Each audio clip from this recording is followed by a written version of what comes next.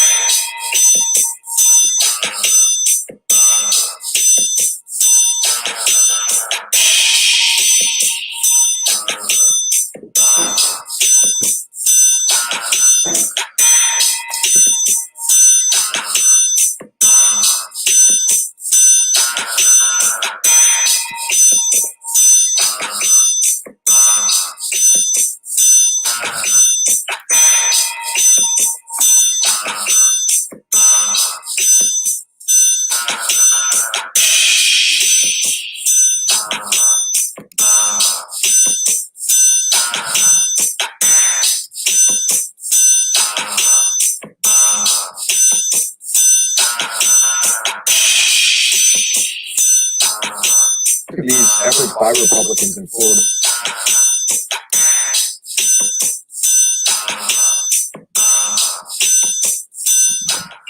All right, let's get it started. I know we don't have that much time, ladies and gentlemen. Thank y'all. Thank you for tuning in on this late night edition of Random Topics. I usually don't go this late, guys, but I've just been swamped with work. I've been here doing a lot of things behind the scenes that make this channel better, improve everything, and also my day job on the side. So that takes a lot out of me. But men have to do what men have to do to keep the lights on and especially to keep the internet going and the power on. Because without that, we don't have a show tonight that I can do every week for 3 days straight. But I thank you all, especially those that have made this possible for me, those that continue to support me. I can't tell you enough how great it has been. Of course, we've been dealing with a lot of things. I know that sometimes some of you don't get notices. Some of you don't get likes. You don't get your likes up. Don't get notifications when this channel goes live. The best thing you can do is like and share this video so that we can keep the channel rolling, because YouTube, of course, has things messing with their algorithm, especially with those who are talking about things against their own agenda, what they're trying to push and promote. We're the opposite of that. We represent New Black Media. We represent real media. And speaking of real media, let us get into our first topic. Of course, you see it at the bottom. Clyburn joins the circus, but it really should be, he's the ringmaster of the circus. Now, those that don't know, Jim Clyburn, of course, is that's a good look right there for him. Clyburn is the representative out of South Carolina, especially South Carolina, where Andrew Brown was shot and killed. And I wonder too, since I'm bringing all this up, I have not heard Jim Clyburn mention or say anything about the death of Andrew Brown. Have you? I have heard nothing. I have not heard him say a word about it. People can correct me if he has, but I don't believe there's been anything said. But Clyburn has been in power out in South Carolina for damn near 30 years. And in his time in office, since he was elected back in 1993, so that's roughly 28 years ago, January 3rd is when he assumed office, he has been reelected countless times over and over again. And continuously, people keep voting for him, people keep endorsing him.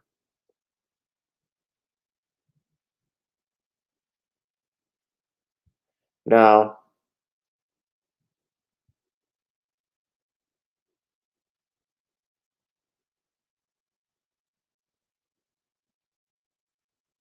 Clyburn, of course, is part of that old Negro vanguard that goes where the Democratic Party lies. That's where their loyalties are. Their loyalties are not with their people.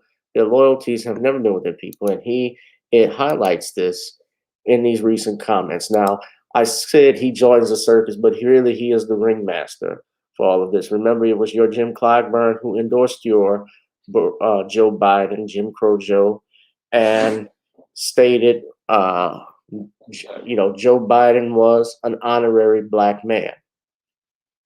This is a man responsible for the 3 strikes bill that sent countless of black men to jail on trumped up charges. This is a man who had also several other crimes bills that he enacted in legislation with a known racist in Strom Thurmond, other racists like John B. Stennis and James Eastland, Roy Farbus, the governor of Arkansas. And Clyburn calls him an honorary black. Now, I want you to pay attention and listen to this video. Shout out to Jason Reed, because he had shared this. I saw it early yesterday, and I played it for a few people. I shared it. So I want you all to take a listen to what this Negro has to say. And I use that term lightly. Lightly. Congressman Clyburn, appreciate you joining us. What do you make of these efforts by Republicans in Florida to restrict voting rights there?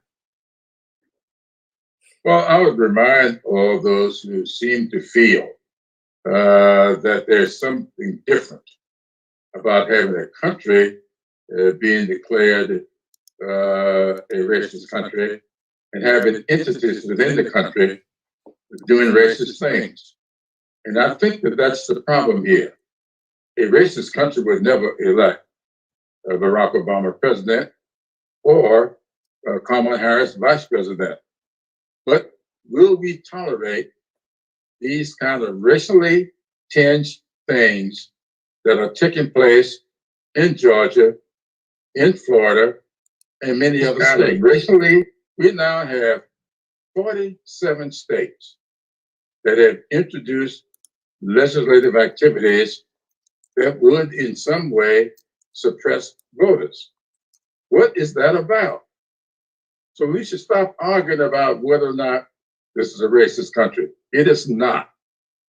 Do we have racist things taking place in this country by various jurisdictions? Yes. And we need to weed it out.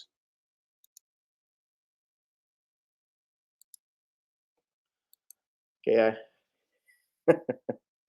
Now, this is your Jim Clyburn. I'm trying to get out of this, but yeah, I don't want to see Marvin Gaye's sexual healing. This is Clyburn. I want you all to pay note to what he said, because this is a man who was elected, again, as congressman for South Carolina, has been in office for 28 years, and was responsible for Joe Biden becoming or securing the Democratic nomination. Remember also, when Biden secured the Democratic nomination, he didn't win it outright. He got that because nobody else could win. Nobody was going to get the requisite number of votes. Kamala Harris wasn't going to win the presidency. Buttigieg wasn't going to win the presidency. Yeah, I said it right, Buttigieg. Beto O'Rourke wasn't going to get it. And nobody wanted Joe Biden. That was just I'm just going to pass it along to him. He was like a meh. You know how you feel in the morning when you want to when you wake up and you decide whether you want to get your slippers or not, or stay in bed a little bit longer. You're like, meh, I guess I got to do it. That's what it was with Joe Biden. Nobody wanted him, and I'm starting to think really a finesse was pulled with that election. That's me. Just more and more when I see it, the way the Democrats act, the agendas that are being pushed, the fact that they want immigrants to vote, some of these people who do not even have requisite visas that are able to come in this country illegally and get over 15, and get thousands of dollars in monies, in COVID relief that they fought against the American people from getting. How can we allow shit like this to happen? And your Jim Clyburn will keep getting elected. Go back to when Joe Biden supposedly won the election, when he was on ABC News. Clyburn, they asked him, is there anything specifically you want him to do? What's up, one who cares? He's like, I don't want anything. That old slave talk. I don't want anything from Uncle Joe. As long as my daughter and my granddaughters are okay, I'd be fine. Now I'm looking here that Clyburn's daughter, if you go on Wikipedia and look it up, his oldest daughter, Mignon Clyburn, was actually the commissioner of the FCC at one point that was appointed by Barack Obama. So you see what they mean when they want, I just want my daughter and my granddaughter to be okay. Yeah, nigga, you want them to have a job. That's all they want. They're not interested in those who have not. They are not interested in those who are fighting. It's all, this is really what it's all about. It's about getting something for yourself. And that is why our country continues to, why especially our people continue to get things, is because we keep electing the same Negroes over and over again, who basically want to keep us into a permanent underclass. You go on this Wikipedia website right now, look at Jim Clyburn, and you can see by the way he votes his position on certain things that he was opposed to. For instance, he was opposed to same-sex marriage at one point.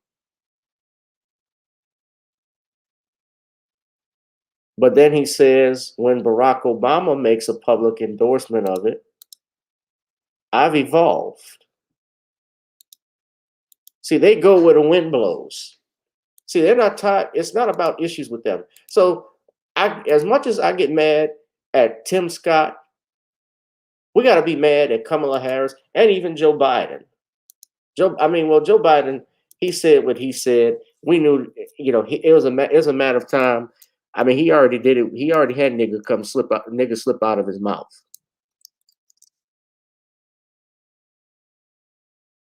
Remember at that press conference a few weeks ago, a couple months, when his first month in office, he slipped and said that. Then they couldn't even say he denied saying it.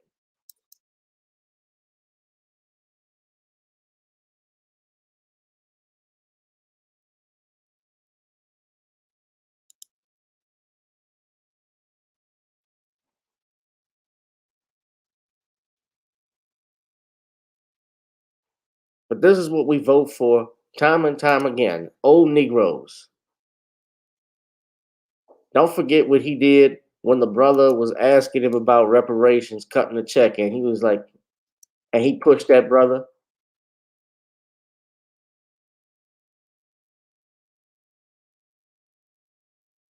Beware of fools like this, especially ones going bald and keeping their hairline, what's left of their hairline like that at 80 years old. I said he joins a circus. That's incorrect. He's the ringmaster. Too many buffoons that we got running things right now that we've given power to.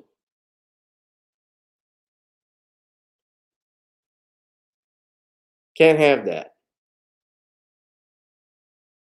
We can't be a free society. We can't be a free people if we have people like that running things. Won't work.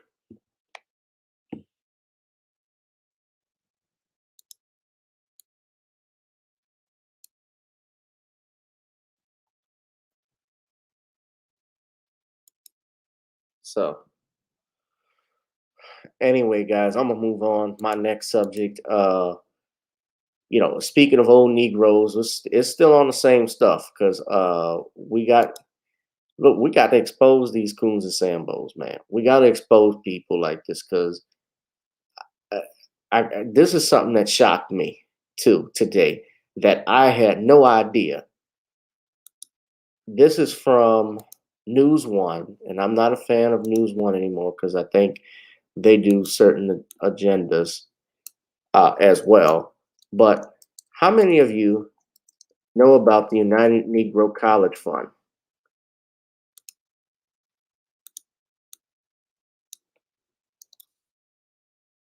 Anybody? Y'all put it in the chat. We got like 10 people right now watching us. Y'all be sure to check out and please donate to the Cash App. You see it right there in your bottom left corner, the Cash App, Gavin Richard Esquire, Gavin Richard Esquire. You can see where you can donate at the bottom. The first UNCF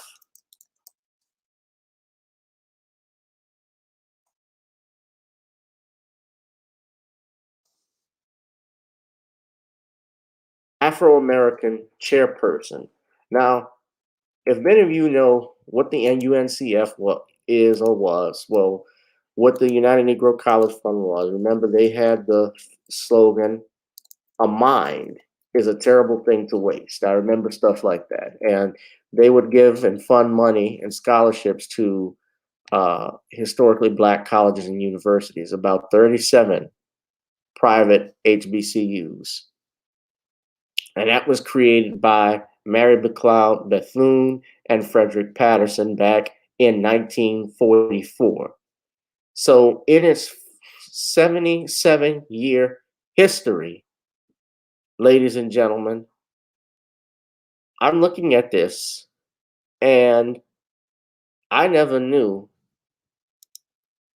this is some big news, that they appointed their first African-American chairperson. Read this article. I'm just reading from News One.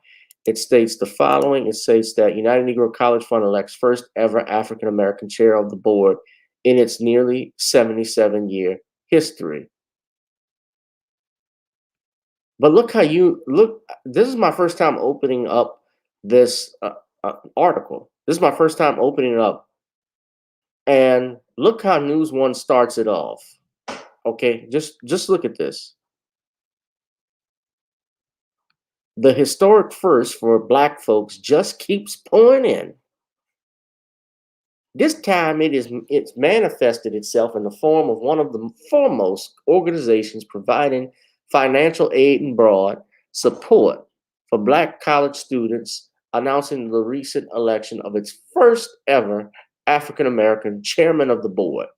The United Negro College Fund elected Milton C. Jones to chair of the UNCF Board of Directors last week and made the formal announcement Tuesday with an official press release that lauded the Atlanta businessman and civic leader, becoming the first African American to hold that position. It added, Jones will work to grow the UNCF endowment, benefiting the 37 historically Black colleges and universities belonging to the UNCF network of member institutions. The announcement may have caught some people off guard who assumed UNCF already had a Black chair of its board. But Jones succeeded William F. Stasier Sr., a white man who was chairman of the UNCF board for the past 11 years.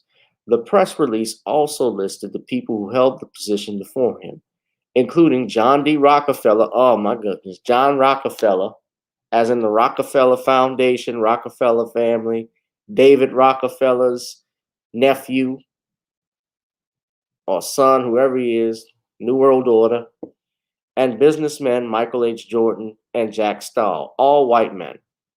Considering the history behind the renowned philanthropic organization founded nearly 77 years old, its primary objective is and always has been to eliminate socioeconomic barriers that stand in the way of pursuing higher learning by raising money to pay for Black college students' college educations and fund HBCUs. Conventional wisdom might suggest that its board was not just always chaired by a Black person, but also comprised of mostly Black people.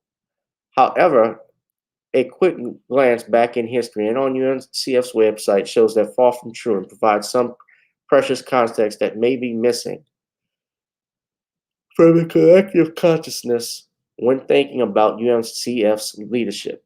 It also underscores what an important historic milestone Jones's election is for the organization. How freaking important is it? Just think of it. You name for Negroes. Negro is in your name. United Negroes. I mean, all Negroes everywhere. Y'all go to college.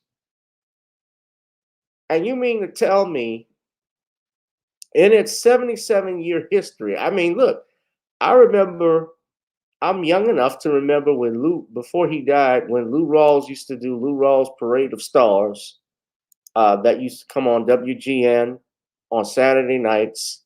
He would raise money for the United Negro College Fund.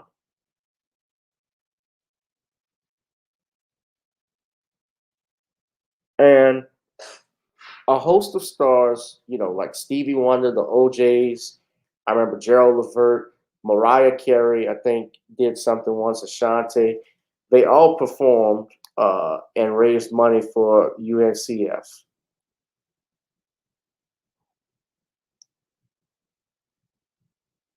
Even, and they received donations. I get they received donations from different people. Of course, you can't just be a black organization. I'm sure that they had other people that gave monies and so forth. But this is a surprise to me. This truly catches me off guard. This caught me off guard. I did not know this.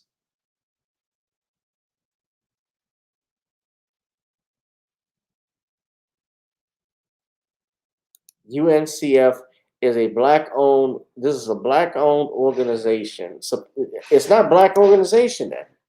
If it has its first black member, this is history. And you read this article, it's like, oh Lord, we make some history. What good is history? I got to say this. What good is history for us if we keep getting the same, if we're not getting any results from it? You look at the bottom here, I'm looking at Black History in the Making. 21 HBCU graduates who are changing the world in 2021. Which one of those? How are they changing the world? Oprah damn sure she's made the world worse, especially the way she talked about Michael Jackson and black men, other black men like OJ and Bill Cosby, Kobe Bryant. I know that was more Gail. You got Stephen Coonsmith right there. I don't know who this individual is. Stephen A. with the Jason Voorhees African American hairline.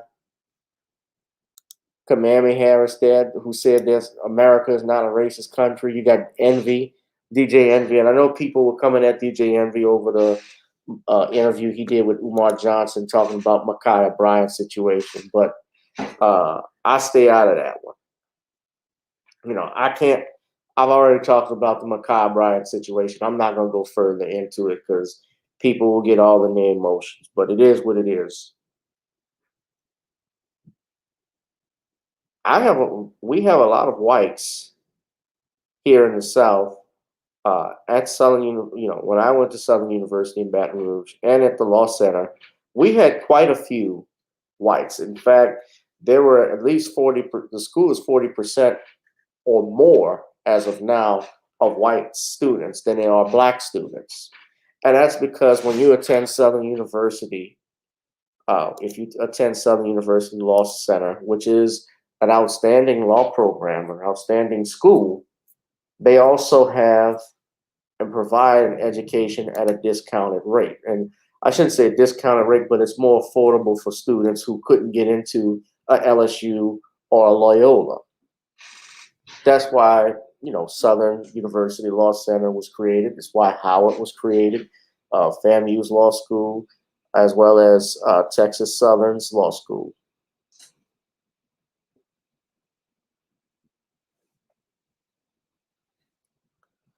So it doesn't surprise me that I see stuff like this, but to see white folks at HBCUs. So really, what is there to celebrate about HBCUs now?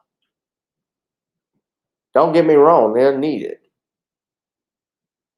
But I don't jump for joy when I see stuff like this. This is something we should be ashamed of. Like, this is for the UNCF to elect its first African American. This is the gentleman. Let's see if I could get a picture of him. That's the gentleman there, Milton Jones. So he's a businessman out of Atlanta. He's a civics leader. I'm looking here.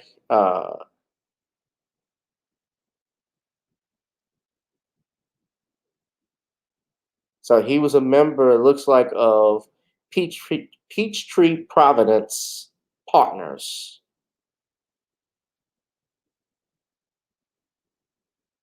So he's a businessman.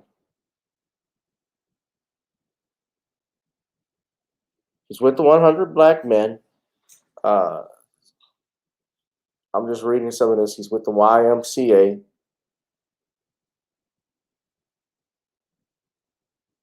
He was also a CEO of Bank of America.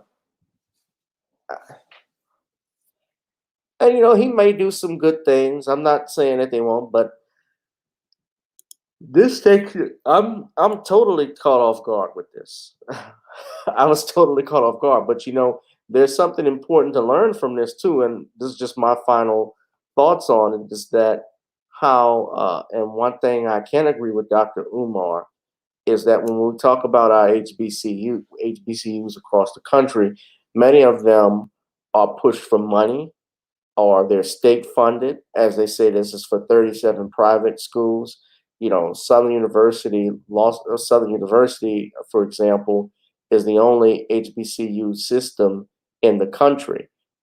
So it's tied, but it's also a state funded school. So some of those schools that are state funded, they can't, really be down and too black, or I'm not going to say too black, but they can't really say they may have their hands tied with some situations. I think that's a better way of saying it. Same thing with, some private schools and private institutions. They have their hands tied with stuff, and their students depend on funding. The faculty and the administrative departments depend on funding. So they get it from where? They get it from outside sources, and they try to get it from alumni, but a lot of alumni do not give back. Black alumnus, I'm just telling it like it is. They don't donate and give back to the schools too much. Not like white schools. So what happens is that you have private institutions and corporations that'll give money, and of course, money is power. There are strings attached with monies. So people have to be mindful of things like that, and this serves that. But congratulations to Mr. Jones. But I'm not gonna call him a Negro because I don't know him. He's with the 100 Black Men. I'm with the 100 Black Men too. Shout out to my brothers in the 100 Black Men in New Orleans who may be watching. But I'm just disappointed that to learn that it's 77 years that something like this has happened. So I'll leave it at that. Shout out to the lovely Northern Belle. What's up, sweetie? I wonder where Black Mama is. Black Mama should be up. She is on the West Coast time, so this is not too late for her. I ought to email her and figure out where she's at and see if she'll come on. I'm trying to get her to come on the live one day. But let's move on, guys. I won't be too long with this live stream because, man, I'm a little pooped. I got more work to do in the morning, handling some deadlines and stuff like that, man. Y'all just don't know that this brother has been pushing hard. I got like 4 jobs. I'm like K-Man from the Headleys. Hey, man! One job! Remember Hey Man from A Living Color, the Headleys family? You got one job, you lazy boy. I used to be the cook. I was the cook. I was the janitor. I was the butler. I was the maid. I was the servant. I ran the restaurant.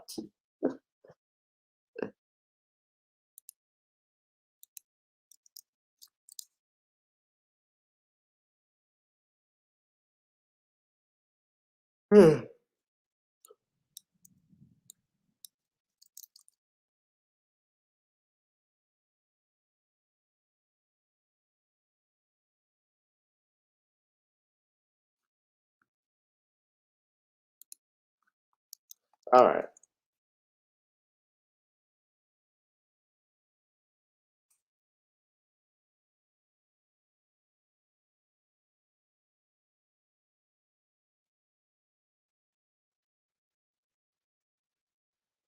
Hold on a second. I'm trying to. All right, we're just gonna go ahead. Let me move on. What I wanted to talk about too was earlier today. It's about the Academy Awards, and yeah, I told you guys we already know the Academy Awards suck. bombed. I did a live stream this past Thursday about how low the ratings were. Thank God. Because I do not like the Oscars at all. I don't like them. And even with their so-called diversity changes, they're still racist. They are still, you look at what they produce this year and how they distributed the awards was so insulting. When you have one person who, like Lakeith Lance Stanfield, who was the main character of the film Black Panther, of Judas and the Black Messiah, but yet he gets nominated for Best Supporting Actor, and Daniel Kaluuya gets nominated for Best Supporting Actor. Now, I know Chairman Fred. I've spoken with Chairman Fred's son, Fred Hampton Jr. before, and I know that they had some role in producing this film, or at least giving insight. I shouldn't say producing. So they were obviously excited about, and I've seen the photos of Fred Hampton Jr. hugging Daniel Kaluuya and so forth. But something was very interesting, and I'm going to share this story too. This is concerning Steve Soderbergh. Soderbergh is the director of the Oscars, this year's Academies. He was a producer, excuse me.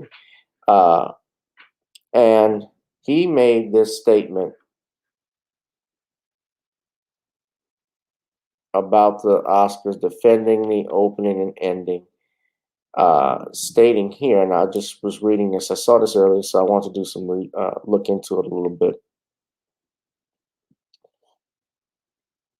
But they talked about here specifically in this paragraph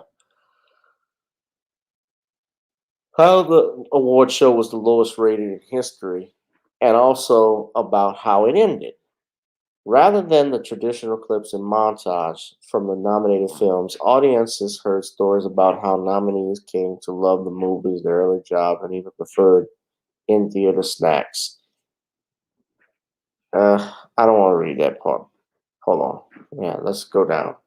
Many expected a dramatic and emotional ending, with the late Chadwick Boseman tipped to win lead actor for his role in Ma Rainey's Black Bottom. But the award went to Anthony Hopkins, the father, without the actor in attendance, and the evening closed on an odd, unsettled note. With the ratings for the broadcast at an all-time low of just over 10 million viewers, in line with the other recent award shows, it may well all have been a losing battle from the start. On Monday, Sonnenberg was on a call with Anja Marquardt, writer and director of the new season of Stars, The Girlfriend Experience, an anthology series he executive produced. Before delving further into that show, more from his conversation with Marquardt later, Sonnenberg answered a few questions about the Academy Awards. So he said, "Would you say that the Oscars broadcast was a show you planned for and expected? Given what we can control as the producers and what we can't, yeah, it was very much what we imagined, but there are certain things that are immutable, like the number of awards that you have to give out and who's going to win them." He talked about the decision to change the order of the last few awards. So here's where it gets interesting. There was something we were going to do well before the nominations came out. We talked about that in January. It is our belief that I think is not unfounded that actor speeches tend to be more dramatic than producer speeches. And so we thought it might be fun to mix it up, especially if people don't know that was coming. So that was always part of the plan. And then when the nominations came out, and there was even the possibility that Chadwick could win posthumously, our feeling was if he were to win and his widow were to speak on his behalf, there would be nowhere to go after that. So we stuck with it. So is it fair to say that you were anticipating that he would win? I said if there was even a sliver of a chance that he would win and that his widow would speak, then we were operating under that fact under the fact that was the end of the show. So it wasn't like we assumed it would, but if there were even a possibility that it would happen, then you have to account for that. That would have been such a shattering moment that to come back after that would have been just impossible. In hindsight, would you rethink the decision not to allow Zoom for anybody who couldn't make it to the production sites? No. Okay, so that was very interesting. So he did kind of anticipate, if you look at it, listening to it, that Chadwick would win. But again, guys, who gives a shit about the Oscars? Hello, Bernard, how are you? The Oscar ceremonies were awful and have been awful in the last 10 to 12 years. They're not about nothing. In particular, it's basically who is the best boy. It's about whose boyfriend wins the best actor award, whose girlfriend gets the best screenwriter. What agendas can we push today? This didn't surprise me. And another insult to injury was the fact that even the Five Bloods wasn't nominated for any of the major awards. The only shot that, an actor, that another movie Chadwick Boseman was in. Chadwick was in this film. He wasn't nominated for that. Neither was Delroy Lindo. Delroy should have been nominated for Best Actor for the Five Bloods. Even a screenwriter, best original screenplay. That wasn't even considered.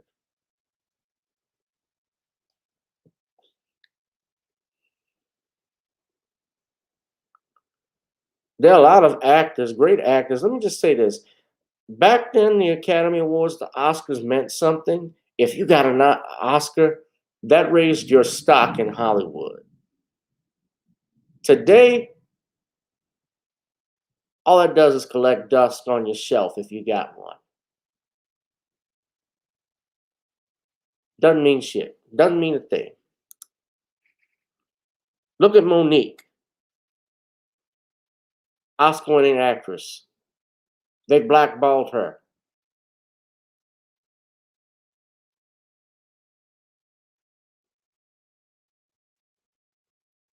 Martin Sheen never won an Oscar. Great actor. Guy who died, I think Peter O'Toole, nominated more than any other individual, I think outside of Jack Nicholson. Never won an Oscar.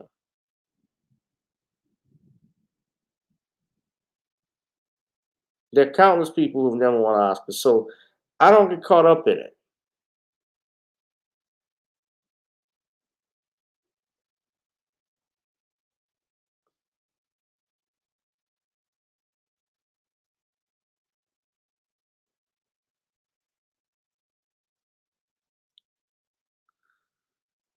Yeah, Peter O'Toole has the record for most nominations for Academy Award and winning neither.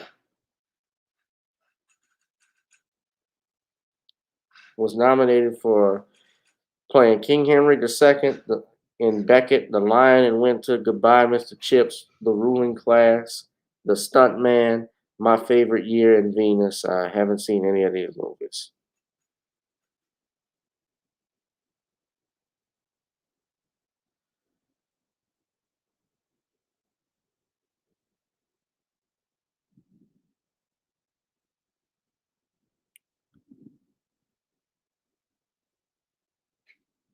Doesn't mean a thing.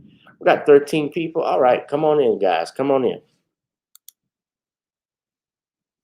So when you look at it, I mean, the Oscars really doesn't matter. It doesn't mean anything. I only surf through the channel when I'm watching if I'm bored. And honestly, I'd rather be bored than watch the Oscars. Because at least I know where I stand. Oh, I did have some, before I get out of here, so I just wanted to move on that note. But before I get out of here, there is some news to report, breaking news actually, and this is not a surprise. Derek Chauvin's, it has just been announced that Derek Chauvin's attorney They have filed a motion for a new trial, trying to throw out the conviction on Derek Chauvin, which was made 2 weeks ago. We, of course, know Derek Chauvin was found guilty for second-degree murder of George Floyd, and his attorney has filed a motion for a new trial accusing prosecution and jury of misconduct. This news comes from News Nation, Channel 8. I believe this is out in Florida. They have the video right here. So before I share it, I'd just like to say that I do not own or hold the license to or copyright to any pictures, videos, or sounds that are played in this footage. However, it's being shared pursuant to Section 107 of the Fair Use Copyright Act of 1976. So let us take a look. I just got this news. This actually came out early this evening that Derek Chauvin's lawyer files motion for a new trial, which is not surprising because they typically do that and they have to do it within a certain amount of time. Minutes filed a motion asking for a new trial on multiple newsroom. In the last 20 minutes, we learned Derek Chauvin's attorney just filed a motion asking for a new trial on multiple grounds. According to court documents, those reasons include denying Chauvin's motion for a change of venue, not sequestering the jury during the trial, and grounds the jury committed misconduct. This week, a photo of a juror surfaced showing him wearing a Black Lives Matter protest in Washington, D.C. Okay, well, him wearing a shirt that says Black Lives Matter as a protest is not enough, I can tell you flat out, to warrant an overturning of a verdict. However, what would be what is the prosecutorial misconduct? They don't say. I don't read the article. I don't have the articles in front of me here as far as what's in the documents, but we can go and listen to this. But Chauvin's legal team argues in the court documents filed Tuesday that the jury should have been sequestered for the duration of the trial. Of course, that means that they should not have been exposed to the media, to the press in any way, shape, or form, basically on lockdown. Avoid all media which resulted in jury exposure to prejudicial publicity regarding the trial during the proceedings. Well, the problem with it is that your client was seen choking a man to death out by using his knee to everybody across the world. It's a little hard to undo that. They argued that by failing to have Maurice Hall testify, it violated Chauvin's rights under the Confrontation Clause of the United States Constitution. Hall used his Fifth Amendment rights to refuse self-incrimination from his testimony. Chauvin's defense team had subpoenaed him to testify that Floyd took opioid pills before the arrest and appeared to fall in deep sleep at some point. So they are basically grasping for straws. And she came in. Black Mama finally came. Busy time of year at work, so not on very often. Just dropped in to say hello. Have a good night. Okay, you have a good night too, dear. So this isn't so much breaking news as much as it is anticipating news. Matter of time.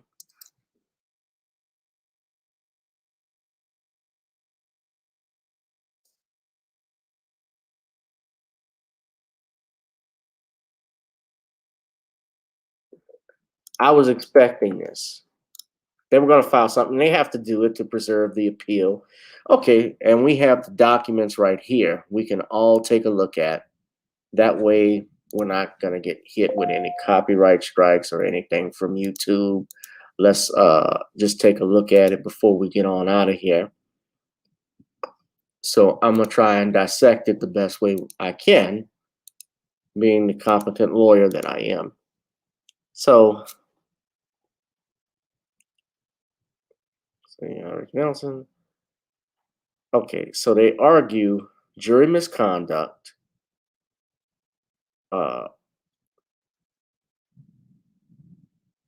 lack of a fair trial, abuse of discretion, a verdict contrary to law, errors of law, and prosecutorial misconduct. I don't know what the prosecutorial misconduct may be, but let's see. So they abused discretion when it denied defendants' motion for venue. So that means that they felt that the venue should not have been played, should not have been in that county, in that parish, or parishes.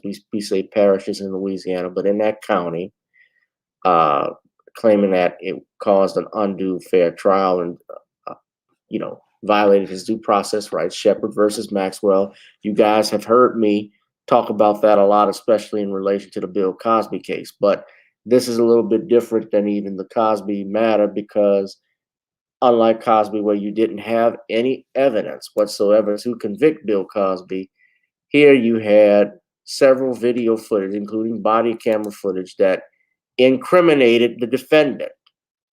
And it was witnessed by 6 billion people all over the world. Why? It went viral.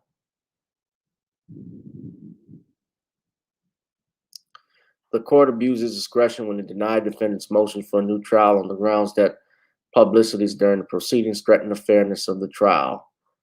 Such publicity included post-testimony, but pre-deliberation intimidation of defense's expert witnesses, from which the jury was not insulated. So he's saying that the publicity was so prejudicial and pervasive before and during the trial that it amounted to a structural defect in the proceedings.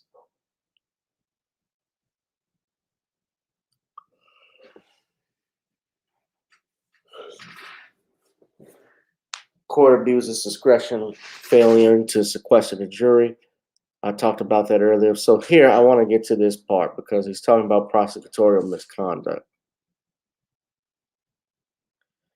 The state committed pervasive and prejudicial prosecutorial misconduct, which deprived Mr. Chauvin of constitutional rights to due process and a fair trial, including but not limited to disparaging the defense, improper vouching, and failing to adequately prepare its witnesses. When we say improper vouching, what they're saying is that during the closing arguments, and I believe this was actually did come up at the outside of the jury, where, and I think there was an objection made, where the prosecutor was trying to get the jurors to rely on their feelings, or he made a remark, something along those lines. And I remember they were actually talking about that.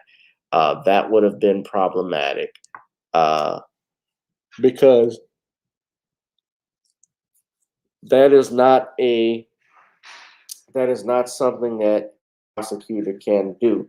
Now, that actually happened in the Bill Cosby case as well, believe it or not, where the prosecutor vouched on the credibility of the witnesses and so forth, and said this during closing arguments.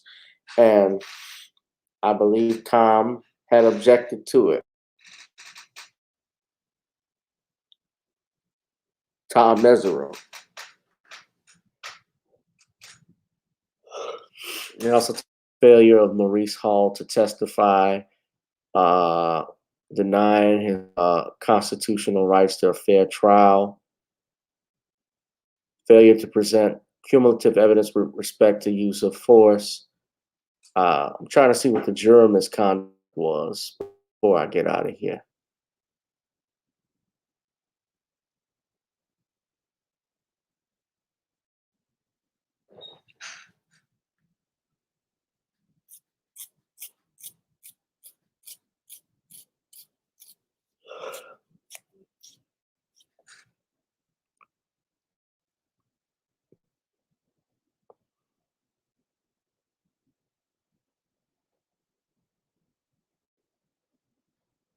So it says here, well, I see the sequestering of the jury is one thing.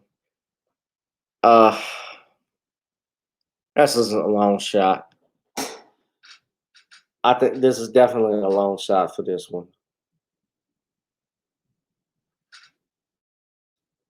But you never know. I know that there was that caveat with regards to Maxine Waters that the judge had mentioned in court. Now, the judge himself, he did not grant the defense was actually requesting a motion for a new trial or trial as a result of that.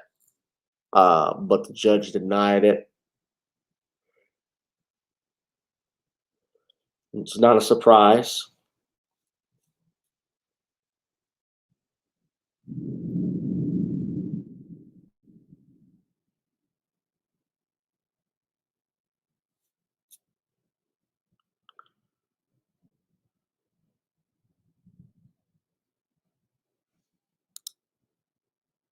Yeah. So this is I don't think this may go anywhere, but you never know.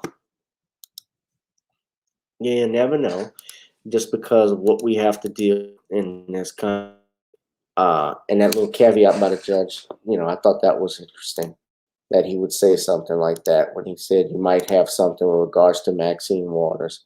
That might be something. But before I get out of here, guys, I said this was going to be a short random topic, so I wanted to do it though. I gotta send love and peace to a fellow attorney. May God be with you, to this brother. Gotta put him on the screen right here. This brother, Derek Cavosas.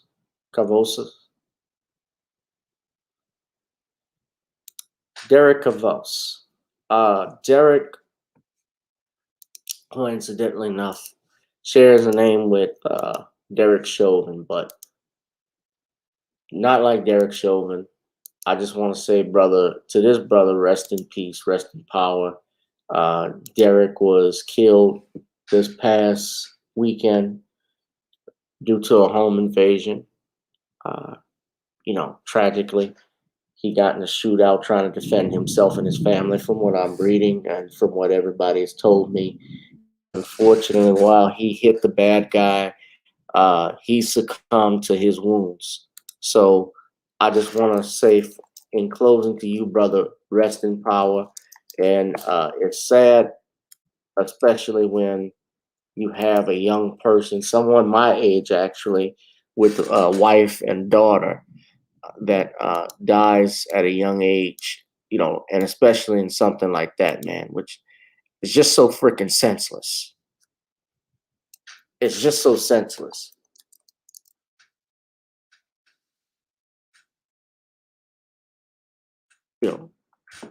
Didn't have to happen. But this brother was a fellow attorney, fellow Southern graduate, my fellow Jaguar brother. I've seen him, and he actually graduated under me. He was actually 1 year under me at law school, and we didn't really talk too much. But it was always friendly. Hey, what's up, man? How you doing? Or hello, it wasn't anything where he was my best friend or nothing like that. But he didn't have to, because he's part of the family, and that's kind of what Southern University is, guys. It's like a big family. That's the main, most positive thing I can tell you about attending an HBCU, is that it's a family affair with a lot of stuff. You're not a number if you go to, like you would if you went to LSU or to Loyola.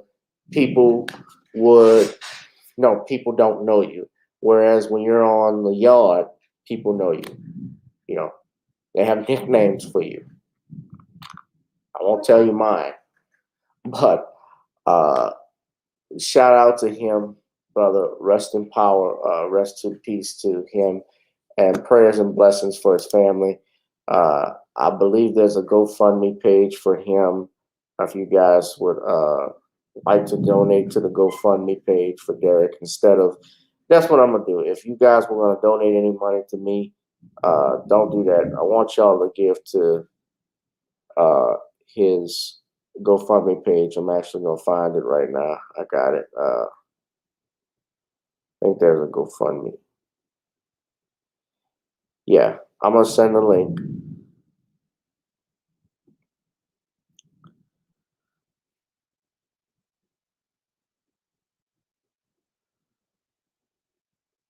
I'm gonna send a link and I'm gonna post it in the comments section. But like I said, man, this really sucked. this really sucked, bro, to have this happen. But you know, shout out to him and his family, because I know this. I've never lost anyone I can say to gun violence, but this is something hard, man. Because I know.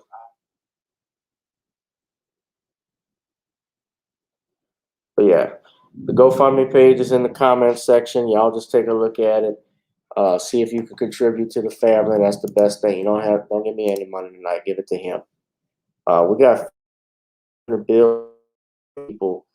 Before I get out of here, man, I want to thank y'all for tuning into this Random Topics on this Tuesday night, now Wednesday morning, as the raindrops keep falling down in New Orleans with the thunderstorm in the back. This actually, I got to get out of here because this is actually going to make me go to sleep